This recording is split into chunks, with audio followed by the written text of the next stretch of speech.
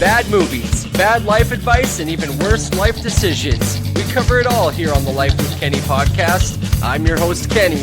Grab a beer, sit back, and relax for this week's episode, because things are about to get weird. What's an all-American girl like you doing with a geek like this? Forgiveness is divine, but never pay full price for late pizza. Fuck me gently with a chainsaw. Jimmy was off the hook. I know you really don't listen to Slipknot. Reinhold. You are listening to a Life with Kenny podcast. Not quite my tempo. It's all good. No worries. Here we go. My podcast voice, too. Yeah, buddy. Turn on your podcast voice. Welcome to the, I don't even know, 12th episode of Life Legends from the Life with Kenny podcast. Today, I am joined by a very special guest and one of my best friends, Nathan. How's it going, buddy? It'd be a lot cooler if it was the 13th. What do you mean by that? I'm totally not sure what you're talking about. Oh, no, 13 is a good number. Oh, okay. This is going to be a little bit of a different episode because we are recording over Skype. This is the first time I've ever done this. And I made Nathan dig through all of his stuff for a proper microphone. So I also cannot hear myself, so if the quality is kind of shit, I apologize for that. But listeners of the podcast would know we've missed a couple weeks. That's mostly due to just being busy and stuff. And I don't know, there's been a lot of big news for my co-hosts, Nathan. I don't know if you've heard about this, but one of my regular co-hosts, Patrick, just got engaged to his longtime girlfriend. So congratulations to them. And once things get settled down with the celebrations, Patrick will be back and we're going to talk about some crazy shit. And me and Kyle have mostly been busy working, so I'm just going to be posting episodes whenever we kind of get time this summer. But thankfully Nathan decided to lend me some of his time to talk about our friendship and some funny stories and stuff that we have that I think people might find interesting. So Nathan, are you familiar with the podcast at all? A little bit, yes. But most importantly, do you think Patrick would like this as a wedding gift? Should I give it to him? Oh, your broken ass microphone? I mean, Patrick will take anything. He has a saying on the podcast, $5 is $5. So whatever you gave to him, I'm sure he'd appreciate. He's kind of that type of guy. So beauty. So yeah, if anybody's familiar with Nathan, you want to tell anybody a little bit about yourself? No, because it's so awkward talking about myself.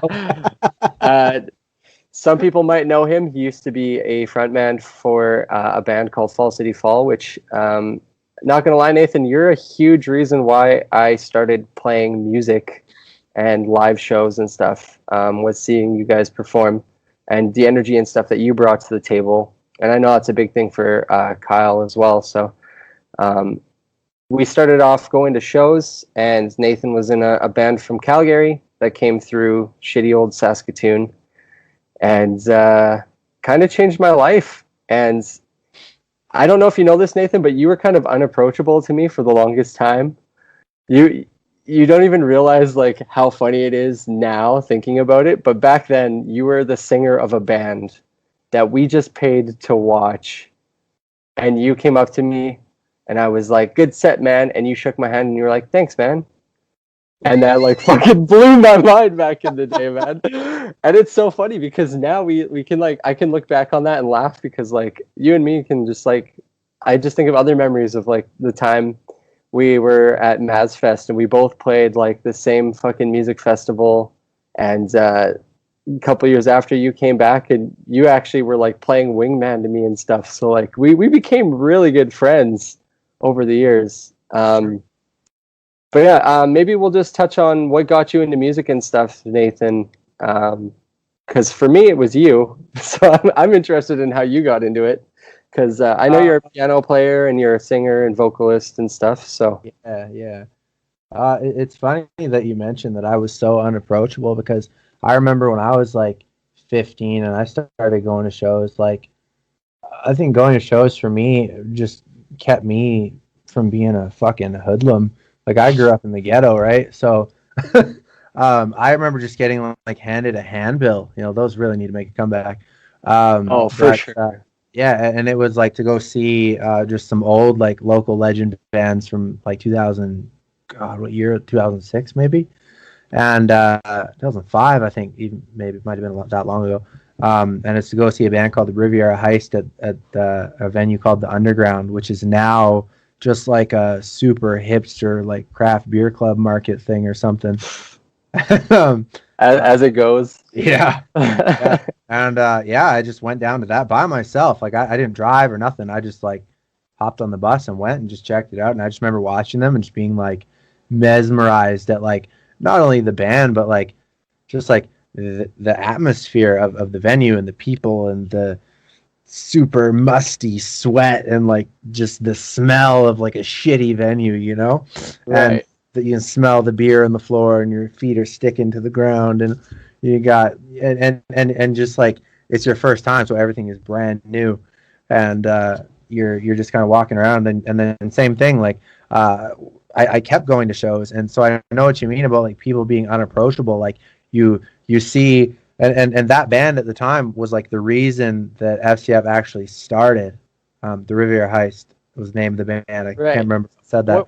What kind of music are they? I was going to ask you. They're just kind of like a post-hardcore, metalcore kind of band. Like in their beginning, they were more on the post-hardcore side, but they kind of like, as soon as like Mirrors from Misery Signals came out, they like really wanted to go that way, and then they just broke up, which sucked. But I feel like a lot of bands, when Misery Signals started like amping up, a lot of bands just switched into the metalcore vein and got very breakdown heavy, right? That was it. I remember in Calgary for the longest time, it was like, who could just write the heaviest mosh part? And it was just like, how thick of strings can we play? Like, what drop tuning can we play? It's just crazy shit. But I remember like watching them and they invited me to a couple of parties, and like it was like that was when like Dead and Divine and like I saw Cancer Bats play in like a community hall like with these bands, like when Hail Destroyer came out. Yeah, that must have been 2005. And just like I know, like you look up to them like, oh my god, like you're in Dead and Divine. Oh my god, you're a god. So I know what you mean. It's like there's like this weird like energy around like when you're in a band, which is kind of hilarious having gone through it. But I appreciate that I could give you a positive experience. You know, that you were my Matt from Dead and Divine. I guess. And it's super funny because like years later we toured with them, and no disrespect to them, but I found on that tour they were super unapproachable. And then on the last day I went up to Matt and I was like, hey man, like you don't know this, but like I grew up same thing, like the conversation we're having right now. Right. And I'm like, dude, like I looked up to you guys so much, and now I'm touring with you, and I just want to say like thank you for bringing us along. And he just gets this huge shit-eating grin on his face, and he's like, oh, come here, dude, don't be a faggot, and just like gives me a hug, and like it was all good, and it was very welcoming. But I'm like, where were you the whole tour, you know? But I think having gone through it all, it's funny in retrospect because it's like in the moment you're nervous, you're apprehensive, you have social anxiety, you know, right. and that's what makes I think a member appear standoffish. It's not that they're trying to be like this elusive dickhead. I mean, in some cases they are. But, I think for me, like I generally tried to be as personable as I could. I mean, there's definitely days where like I just wanted nothing to do with it, but that's the nature of the beast, I suppose. It's interesting to look back to at people like the members in Dead and Divine and stuff, and to think that they were like so much older than you, and they've been grinding it so long, and then you actually like sit back and look at it when you're somewhat into your own music endeavors, and you're like, man, they've only been a band for 2 years, and they're only like 2 years older than us. Like, yep. It's funny when you actually see things in a different perspective like that, where something that seems so unattainable, and now that you've kind of like started going towards that direction, you can look at it and say like, I don't know why this was so intimidating or why this is so crazy. because like you were saying, like the anxiety and stuff that you feel meeting these people. Like I'm sure Dead and Divine up until the end felt anxiety all the time, and they probably didn't really want to approach fans or like do any of that stuff because they probably didn't really want to be that band that's like, what the fuck up? We're Dead and Divine. Check us out. Like it's weird because that was a vibe that we got from you because you were no joking around here. You were the fucking legend in our hometown. You were Nathan Zorn. And that was that was like kind of a good thing, but also a bad thing because when you actually came, you're just like a normal person. But it's just because the band that you played in, when you guys came, you guys made sure to make everybody feel included, and you made sure that like crowd participation was a big thing, and you guys just kind of let it all hang on the line, and you put your energy out there, and I think that's something that people pick up on. Mm-hmm. Well, I think go ahead. Oh no, go ahead. I was gonna say, just like on that, I think that really stemmed from like watching bands who I guess you'd classify them as more like cool and elitist than we were. Because when we started, we were like the bottom of the barrel laughing stock, and we didn't like that exclusivity that they had, and like you had to be part of like a mosh crew or something like that. I didn't like that, so we really made that an important thing to us in our philosophy to have that inclusion and participation, because there's nothing worse than like going to a show and feeling like you don't belong. Like when I first started going, it was because I felt accepted and it was somewhere that I could go, and helped me like explore my individuality and step into who I became. So yeah, I think that's also important to translate if you are a band or an artist to your audience. Whereas yeah, sometimes like you say, like they have this we are God's attitude, and they think that they have to maintain that persona with like fan interaction. I hate that word. Fan. Yeah. Drives me nuts. Because they're literally like 2 years younger than you sometimes, and it's like there's no difference. It's just that you're actually like throwing all your money into hopping in a shitty van, and it's so weird that people are putting you on a pedestal and you don't feel that way. And it's like you're probably the most broke people in the room, right? Like that's the truth of it. Well, probably fucking financially and physically at that point, like hauling gear and shit too, usually, and just sleeping on the fucking van floors. And dude, I remember a tour, and we pulled up into Thunder Bay, and I literally had no money. Like I couldn't afford, like they wanted to go out to like I think it was like a Boston Pizza or something, and it was when Andrew Higgins was in the band, like way back, and like I had no money at the time because I was like waiting for money to like come in direct deposit or something, and he was like looking at me, and like I'm like looking like a fucking rat at the table, like so hungry, and he's just mowing down on whatever he's eating. And then he looks at me, and like he knows that I have no money, and we have like this exchange, and he's just like, Nathan, do you want me to buy you some food? I'm just like too proud. Yeah, man, you'd rather starve. Yeah. So I mean, I ended up eating like scraps, like, and like people just don't understand like the reality of like the lifestyle, especially like when you're an infant. It's like starting a new business. Like you're fucking eating breadcrumbs to make that shit work. So yeah, that's the thing, is everything takes work. But you brought up Andrew Higgins, and I was gonna say, out of all the people in your band, there's probably one point where you were probably the most unapproachable in the band for me still. I think I was friends with the other singer, Keenan, for a little bit. I was friends with Jordan, and mostly I was friends with Rick and Andrew. And those two guys, I just want to give them a quick shout out if they're listening. Some of the greatest people I've ever met. I wish that I could keep in contact with them more, but they're like world travelers now, so they got their own shit going on. But it's funny because I basically opened up to them about how unapproachable and stuff you were, and I was kind of at first. It's funny because I feel like I'm this way with everybody. I feel like people don't like me if I feel like they're unapproachable. So I'll be like, well, why does Nathan not like me? And they'll be like, man, we've been here like 3 times on tour. We barely know you. The guy's got his own shit going on. He's like doing his own thing. Don't take it too seriously. And they just said like, he's a nice dude, just talk to him if you want to talk to him. And we just kind of like all became friends after that. Like you guys would casually come crash at our house one night when you're in town, and vice versa. Like you guys returned I was going to say you guys returned the favor, but Andrew returned the favor, made us all pancakes, and you were supposed to return the favor. And that kind of,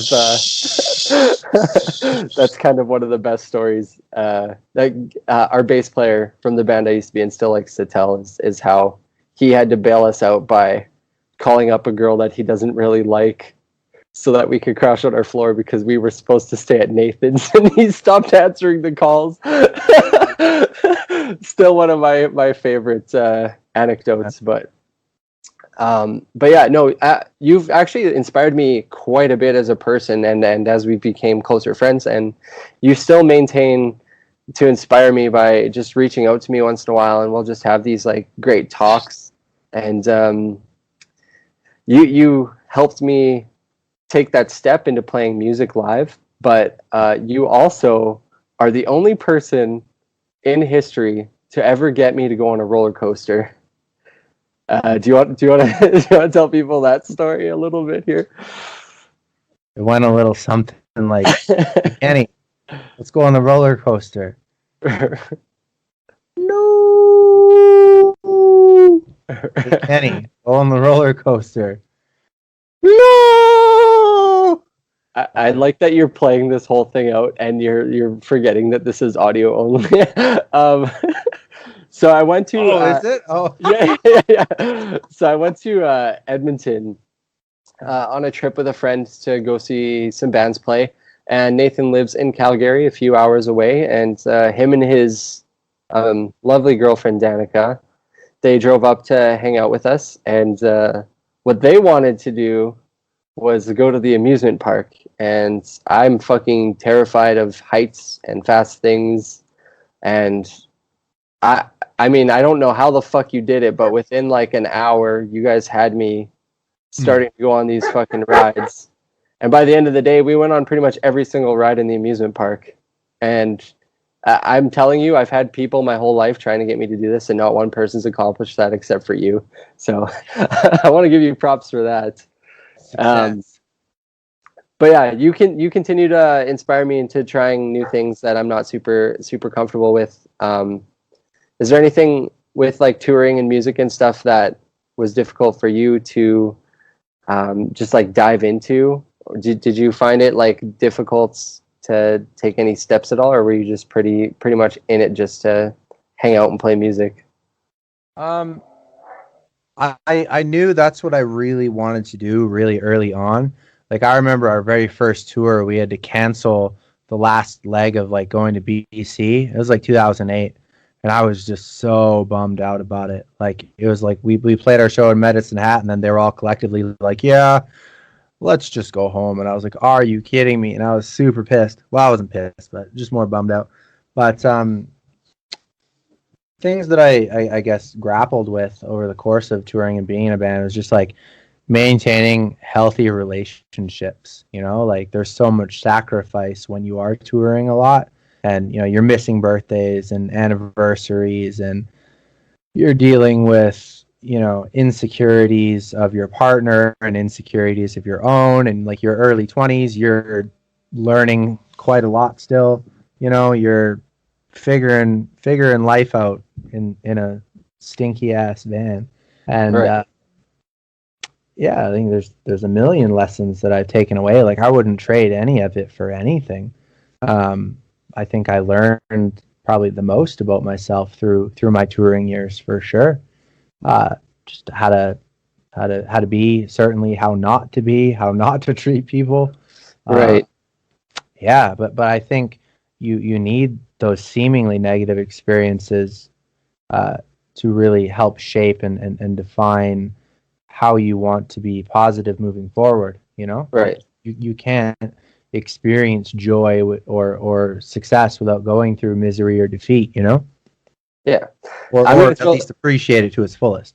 Right. I'm going to throw this out on Front Street right now, too. I didn't want this to feel like an interview at all, so if at any point it does start feeling like an interview, just fucking throw me out of that, because what I just tried doing there. I tried coming up with a normal segue, and I totally fucking just fumbled my way through it, and you picked up the pieces. But I want this to be a casual conversation, so I feel sorry for that. But That's okay. I gotta say though, like one of my best memories with you, man, is like just you guys coming to our house and like just the things that we did. Like the one time we went swimming. And I remember that was the first time I learned about tour games because we were in the changing room, and there were some old dudes, as they do in changing rooms, get buck ass naked, and two of the guys I think had lost a game called Buffalo, Good old Buffalo. and one of you guys had told them that they needed to do push-ups, so they started doing push-ups basically at eye level with these old man dicks. And I remember finding that like one of the funniest fucking moments. And then you guys explained to us what Buffalo is. Do you think this is something that we should get people in on, or do you think this is something that should be saved for tour games? How do you feel about Buffalo? There is the sacred Buffalo initiation that you can only do in person, but I mean, you got to swear the Buffalo oath. But I mean, Buffalo is a hell of a lot better than that stupid fucking sandwich game that they played. Okay, so let's go into that. What are some of the best and worst tour games that you guys have, and what are some good Buffalo stories? Okay. So I'll start with the sandwich game. It's not the worst, and it's not the best. It's in the middle. So the sandwich game is to my best memory. It's like if you're like a restaurant like McDonald's or Tim's is usually all we could afford, but like you'd have like a junior chicken or a McDouble or some shit, and you'd have like a French fry, and if you like got up to leave your seat, you had to like put a French fry on your sandwich, and if you didn't, they would just smash it and just explode your sandwich all over, and you weren't allowed to get mad about it, and it was so stupid, and a lot of people got really mad about it. So you spend your last $2 on a junior chicken. On a junior chicken, and it's all over the place. Just to get smashed. Yeah. And I got it. Buffalo is probably my favorite game. Well, Buffalo or the Mind game, I think, were the top ones for sure. Which one's the Mind game? Mine, M-I-N-E. So you would be like, hey, whose guitar is that? And then one of the guys would be like, oh, it's mine. Right. And then if you said mine, that's when you would have to do the push-ups. Right. And then that's where you'd have to be like, my own. Oh, that's my own. Or that's, and you refer to yourself in third person or something. But I remember like the funniest experience of that for me was like, we were like middle of the night, Northern Ontario, in the woods, and we pulled over. And I think Scott wanted to like go look in the bush for something or something like that. It was a long time ago. And cop just randomly was right behind us in the dark, pulled us over, and was like, whose van does this belong to? Or whose van is this? And Andrew had to say it was his, but straight up in front of all of us. And we're all like laser hawk-eyed on him, ready for him to say it. Because you're committed. And he's like, my own. And he's like, the cop's like, excuse me? And he's like, it's mine.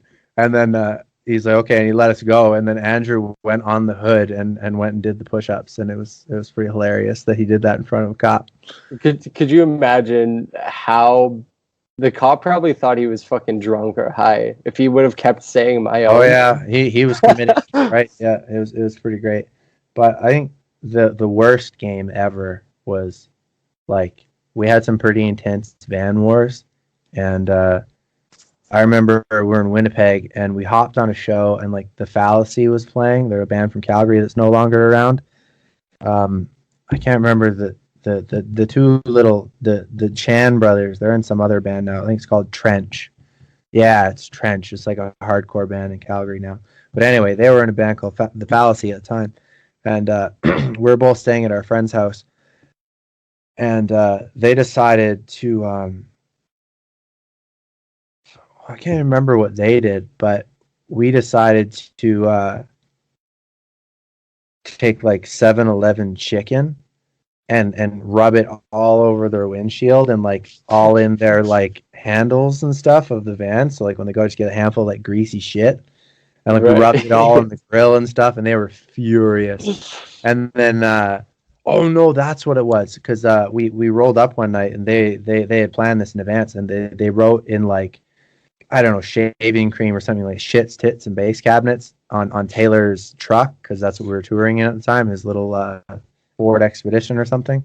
Right. And Taylor was furious. So we did the chicken thing the next day at the show, and then they came and like, I think it was the bass player, he like pissed in a jug and like filled it up good and like poured it all over Taylor's truck, and Taylor was livid. And like, it's not supposed to get like to the point where you are angry at each other, but Right. it escalated pretty quickly. Yeah, man. I remember in high school something like that happened, where these two people had two different vehicles and they had something similar happen. And I worked at a Robin's Donuts at the time, and I stole a package of the chocolate filling for the donuts, and I gave it to my friend. And he smeared it all over her wiper blades so that when she used her wipers, it would just cake her windshield. Then he put something on her windshield so that she would use her wiper blades, like bird poop or something, made it look like bird poop. And he did that, and she lost her shit. And the next day she put a used condom on his car, and like there was stuff dripping out of it onto the hood of the car. Yummy. And my friend was so upset. He was just like, fuck it, I'm taping razor blades underneath her fucking handles. And that's when we had to step in. We were like, dude, I know it's shitty that you got jizz on your car, but you need to like not go to prison right now. But yeah, that shit escalates so quickly. Prank wars are always so risky to start. But one of my favorite games that you guys played, that I remember you guys played at my house, was Assassinate. Oh yeah, I forgot about that. That was one that I always wanted to try. What was that one again? It was something about people while they're sleeping. No, you just had to get, right? You just had to get up behind them, and then you just kind of like cut their throat with your hand and yell "assassinate" and run away. I think there was some sort of like comeback move you could do or something. I can't remember, but they just couldn't see you, or they could like block themselves or something. It's hard to just like imagine as if it's just audio, but if I had a video, I'd like show it, but that's okay. Yeah, but I just remember you guys were all sleeping in my basement, and there was, I think it was all 6 of you at that time, plus like a merch guy, plus like a friend. So there was 8 of you in the basement, and one person was going around and systematically assassinating you guys while you were sleeping. Oh, that was it. It was like only get first thing in the assassinated morning. once a day. It was like 24 hours, and like midnight reset the clock kind of thing. So Right. yeah. So at midnight they tried to snipe them all out right at the. Yeah. Yeah, that was the chaos. I remember sleeping in my room like 10 feet away and just hearing people curse in the middle of the night. And I was like, man, these guys are fucking wild. So you've probably had some weird interactions with people while touring too. Do you have anything that like stands out? Like for me, I played a show when I was in a band called Me the Guts. We played a show in BC, and it was basically like a hoarder's house where they had literally just left cat shit and cat piss all over the floor. And we played there. That was pretty great. Met some interesting people. But I was wondering, since you've done a lot more touring in comparison to me, you probably have way better stories of like weird interactions or weird characters that you met up with. Does anything stand out to you? Many. Just trying to figure out the right one to talk about. I guess it could be like walking on eggshells in a way for some of these stories, right? Yeah. I mean, in relation to yours, I mean, I remember we played in like a trap house in like Windsor. It was like this super punk rock coke house, and there was just drugs everywhere. And we just like played in their basement, and the ceiling couldn't be like, I don't even think it was 7 feet tall. But like it was packed with just like the crustiest punk dudes ever, and like, we didn't fit the bill at all. But they seemed to have a really good time. And what was the name of the band that we were playing those shows with? I can't remember. They were a really cool band from like, I can't remember. Anyways, really crusty place. It was like right on the corner of a block, and like Windsor's a pretty sketchy place if you've never been there. But Nope, never been to Ontario. never. Never. No, that was one place that I always wanted to go, but yeah, never been. Shit. Yeah, you know one thing I missed about Saskatoon? Me? Fuddruckers. Oh, okay. Oh no, definitely you. But oh, that place is cool. I remember like first couple times and like we never got to go and we finally did, and I was just like a kid in a candy store, man. I remember going to Fuddruckers with you guys one time, and it's still, I think it's probably, you're going to be mad at me for saying this, but probably one of the worst burgers in the city. Hey man, I mean, since it's not in Calgary, I'm okay with it. I just like the experience, you know? Yeah, I mean, the experience of like getting to actually pick up your own food, order it, pay for it, and then go sit at a table that you seat yourself at, and then get up and get your own food. Yeah, it's such an experience to like basically serve yourself at a restaurant, but I get what you're saying. Oh. One of my other favorite stories with you is actually another story from the trip where you got me on the roller coasters and stuff too. Do you remember the restaurant we went to? Jungle Gyms Is that what it is? with the shitty wings that were no fun at all. Yeah, I was gonna say Hurricane Bob's. I don't know why I always think Hurricane Bob's. You should start that. You should totally start that. Hurricane Bob's. But yeah, is this place called Jungle Gyms? And I remember you reading the menu had they claimed they had some of the world's hottest chicken wings. Is that right? Yeah, and I tried them, and it wasn't even like a flavor. It was just like pain. It was like you touch a wing to your tongue, and it feels like someone just threw vice grips on them. Like it was not even enjoyable. Right. And I have a high like heat tolerance, and like that was just, it wasn't even hot. It just fucking hurt, man. Do you watch the Hot Ones YouTube channel at all? Are you familiar with it? Like where they just get like random celebrities to eat them and talk. Yeah. Oh yeah. So we were talking about doing that for the podcast just for fun because my cousin has all of the sauces. Oh. And I was thinking about if you ever come down again, we should just do that. Just try it out because I think you seem to be the only person that's able to talk me into doing things, and he's been trying for months. Dude, I'm in. I would drive out just to do that. That would be great. Okay, well, we'll have to set that up. You'll have to come for a visit or something sometime in the future here. But yeah, actually, hopefully I'll see you in a couple weeks here. You have a birthday coming up, don't you? Next weekend. Are you excited for that? You guys are doing something on the river or something, you said? No. We're just having like Friday is my actual birthday coming up. Like not tomorrow, next week. But we're just doing like a small little family thing and like a super late housewarming party, I guess. And Okay. and then the Saturday, all I wanted was to just have like a rager Saturday night and just like rip out of my 20s with a good old fashioned classic house party. So Holy shit, are you going to be 30? yeah, dude. Well, congrats on that. Jesus. Yeah. For some reason, I think about this every fucking time, but sometimes I like still think I'm 25. When people ask me, they're like, how old are you? And I'll have to actually stop and think. Like, I'm not fucking 25 anymore. I haven't been for a while.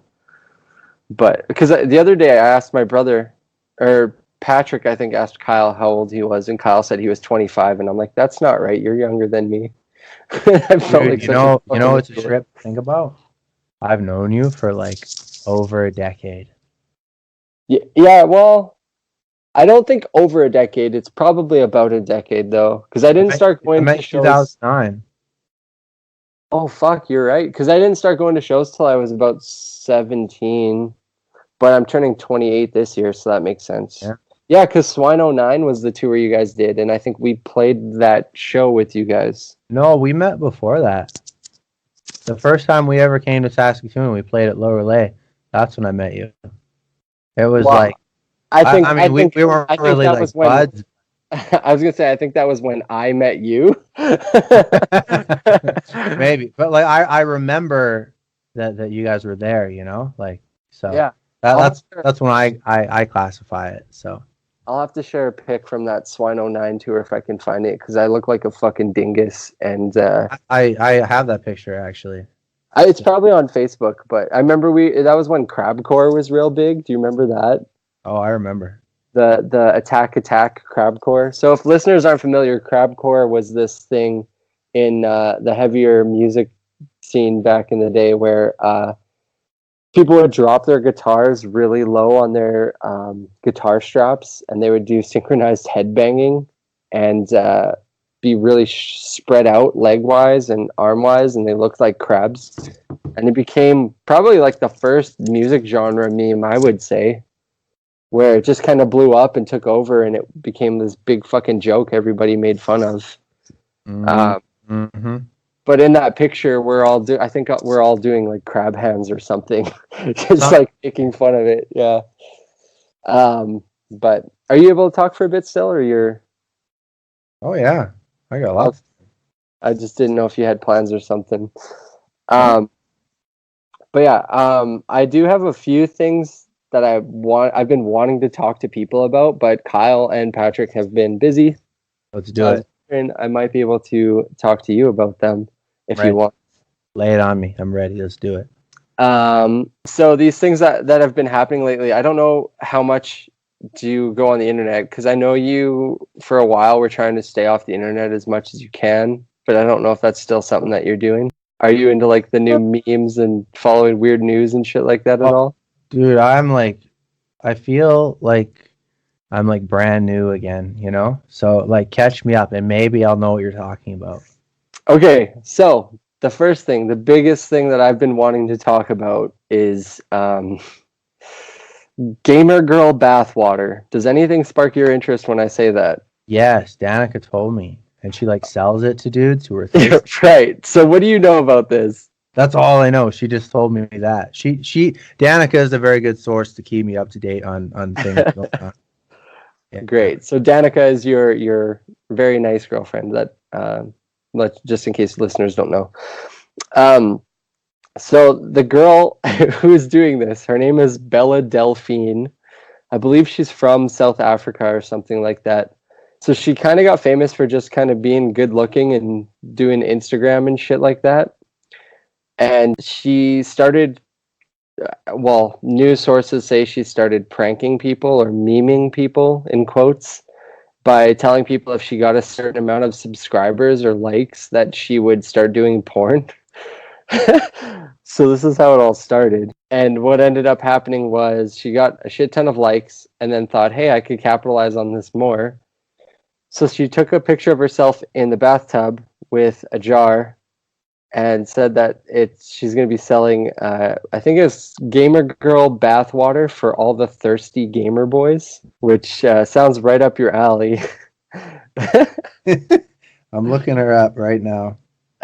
So apparently a bunch of these neckbeards went out and bought it, and then the next thing that happened was, the first thing that happened was this bathwater apparently sold out pretty much instantly. I don't know if you knew that. She was selling it for like $35 a jar or something like that. Sure. And it sold out pretty much instantly. People are reselling it on eBay for like hundreds of dollars right now. It's fucking unbelievable. But there's been a rumor going around lately too that people have been like becoming hospitalized from drinking this bathwater. Also, people saying that they contracted herpes from it. So a bunch of neckbeards have been like turning themselves in saying, well, I drank this water, nothing happened to me, but I heard that I could maybe have herpes from it. So it's a pretty fucking hilarious thing going on right now. But the biggest reason I wanted to bring this up was because Patrick likes to joke about what he'd do for $5. What would you do to drink gamer girl's bathwater? How much money would it cost for you to do that?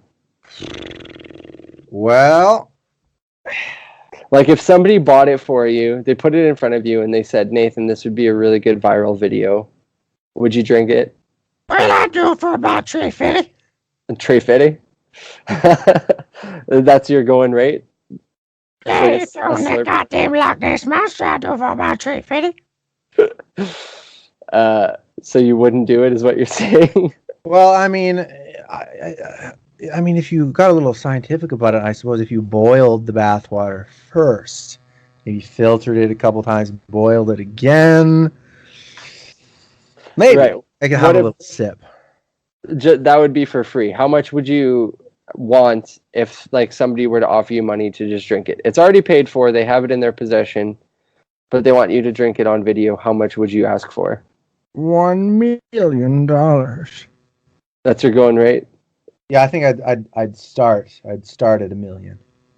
So they could haggle you down. So if I was like $100,000, Nathan. Oh no, I couldn't get out of bed for $100,000 to drink bathwater. What if it's like a girl that you find incredibly attractive? I mean, I'd drink Danica's bathwater, but that'd be about it, I think. For how much? Oh, I'd drink her bathwater for free. Oh, great. But yeah, so that's been the biggest thing, and that's been blowing my mind that people are paying to do that lately. I've heard people joke, like, I used to have a coworker who would say, "Oh, I drink Megan Fox's bathwater," and I just thought that was the fucking weirdest thing. But apparently somebody's selling that shit. So another thing that I've been wanting to talk about is the Tom Cruise Justin Bieber fight. Do you know about this? No, tell me all. Wait, you really know nothing about this? No. Well, like, Okay. like they want a like UFC match or something? Yeah. Holy fuck. So Justin Bieber challenged Tom Cruise to a fight, kind of called him a pussy, called him out on it. What are your opinions on these two first before I go too far into this? Tom Cruise and Justin Bieber. Well, Tom Cruise is a pretty solid actor. Justin Bieber is a moderately good artist. So not a fan. It's hit and miss. Like I can appreciate some things that he does. Obviously, he's like a pretty packaged, sellable unit. But I mean, you can't knock him. He's done good for himself. No one can take that away from him. But I mean, he's not my cup of tea personally. But I think Tom Cruise would annihilate him. Really? Without a doubt. He's like pushing 70, isn't he? And looks 30 and would kill him. He keeps in phenomenal shape. And he's got his Scientology lizard powers on his side. He's like level 1,000. He's like a laser lotus level 1. Yeah, man. He'll just throw Illuminati triangle at him, and he's fucking down for the count. Right. So if you were to place wagers, you'd say Tom Cruise over Bieber? Oh, I'd put all my eggs in his basket for sure. Oh, fucking A, bud.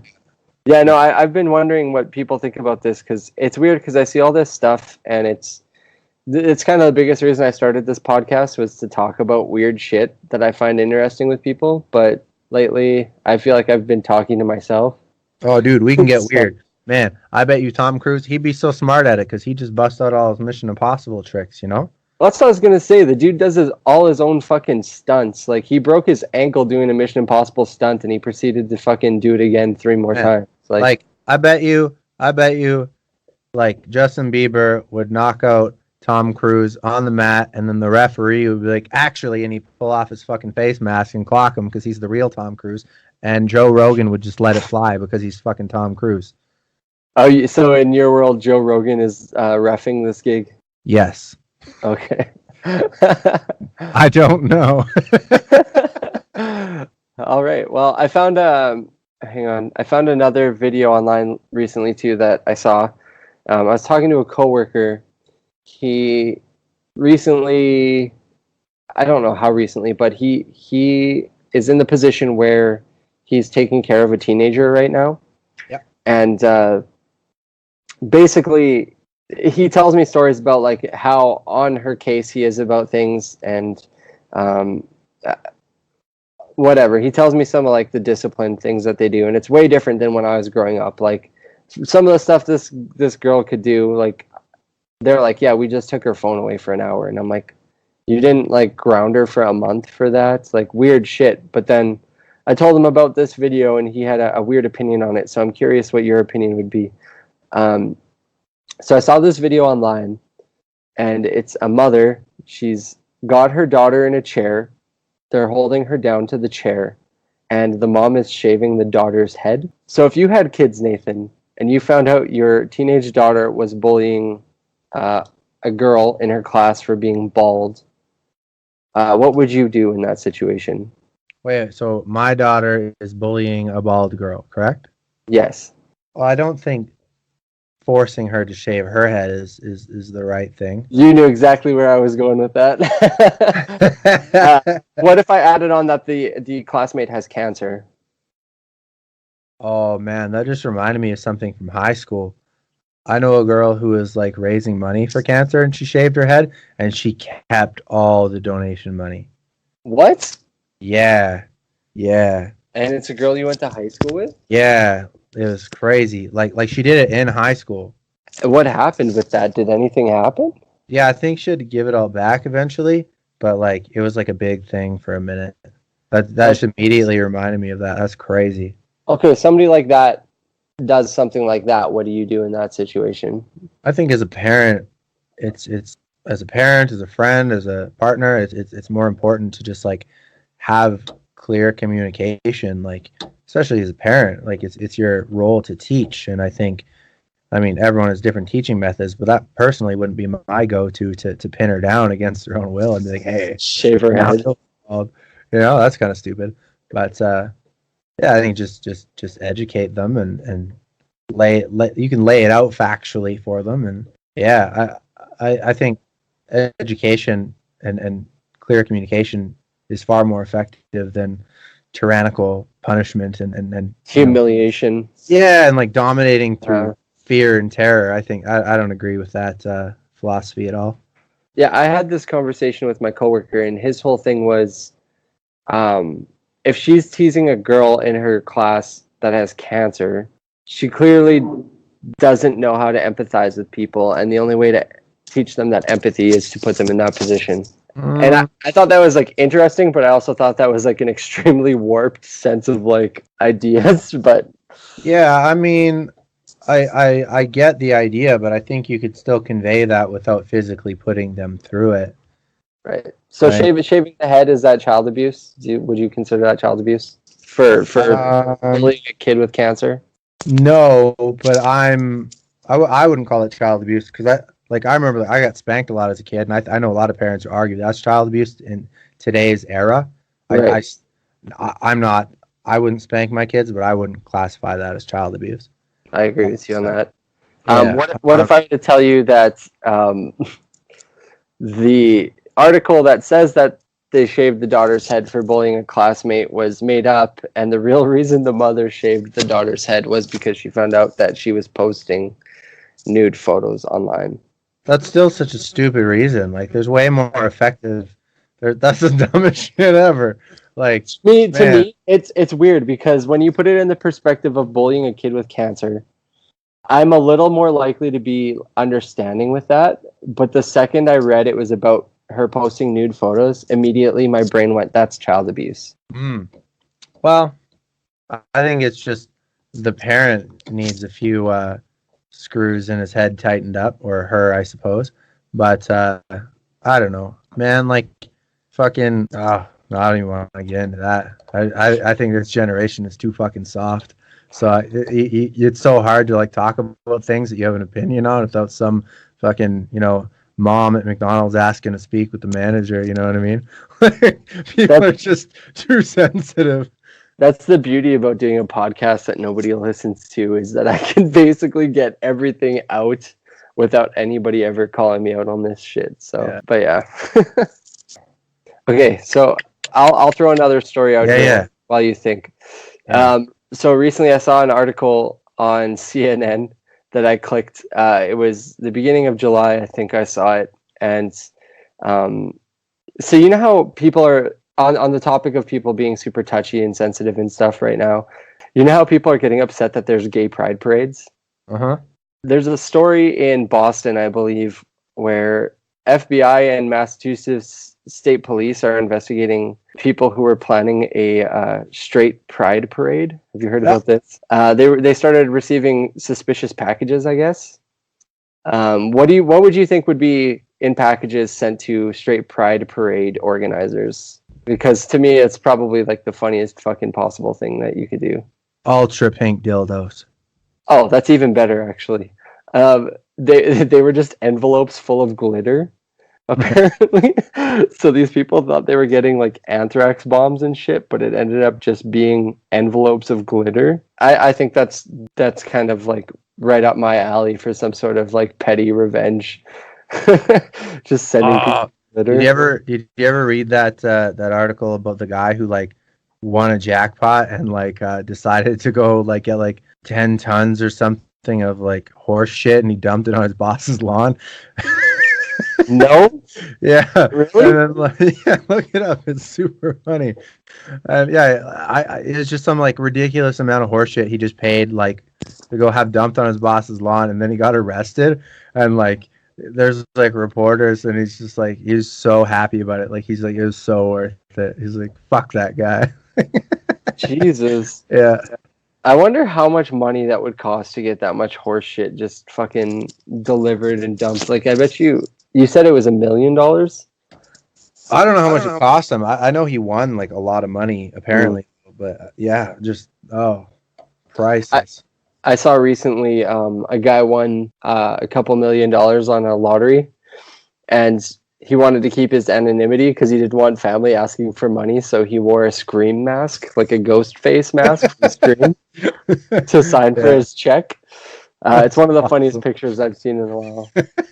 Dude, I'd do that. I wouldn't want anybody to know that, dude. Like, you got so many snakes coming out of the woodwork being like, hey, bro, you owe me this for this, or, oh, they just give you whatever fucking sob story. I mean, you got to help those in need, you know? Like, man, like, if I ever want to, you know, it's funny. I actually, you don't know this, but I remember we often talked about, like, you know, if we ever made it big or we ever got into, like, a big sum of money, we wanted to, like send your whole family on a vacation and just like totally pimp you up.